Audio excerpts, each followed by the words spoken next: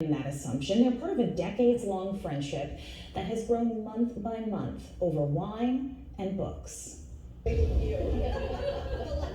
a rainy day in Lebanon, Prospect Hill Winery is closed for a private party.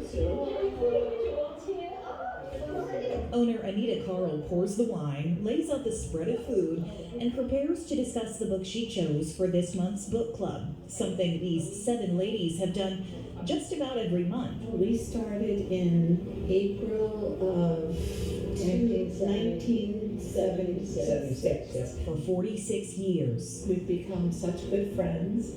We're not in-your-face kind of friends. We're kind of, we meet once a month and maybe email a little bit in between.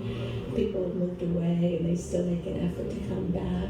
They've read through nearly 500 books in their time together, with a few months skipped in between, and of course, Zoom meetings through the worst of the pandemic. The hostess for the month chooses the book, which we're finding is quite unique for a book group.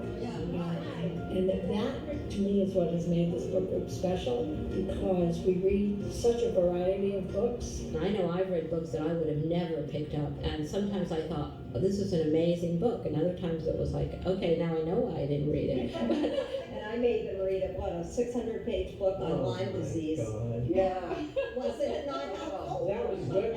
Even books the group never realized would be so meaningful. When we were first meeting, we met a book on being a widow, and none of us would suspect that. But then a few years later, I became a widow at 29. And those are the moments in between the wine, the discussion, and the laughter that have only solidified the friendships formed through this book club.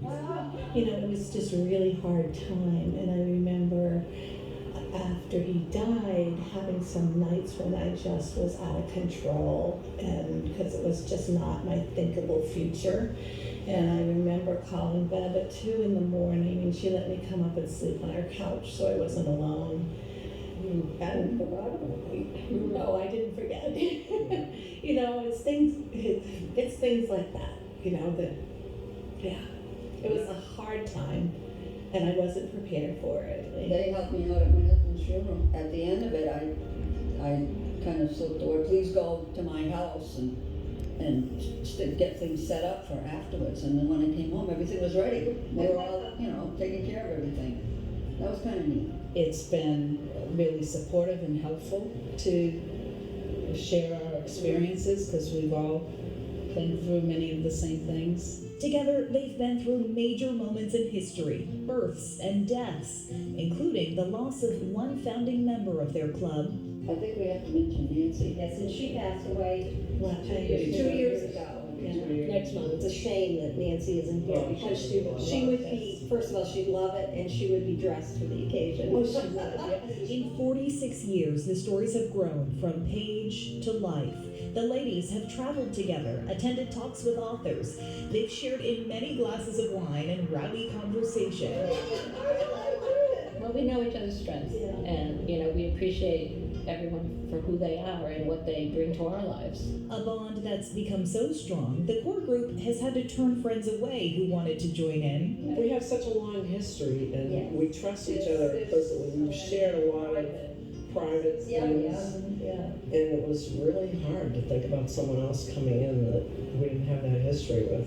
And despite how well they all get along, they all have very different lives and often different opinions on the books they're reading, which they say makes the discussion even better. Does it surprise you that this many years later this is still going on? It shocks me.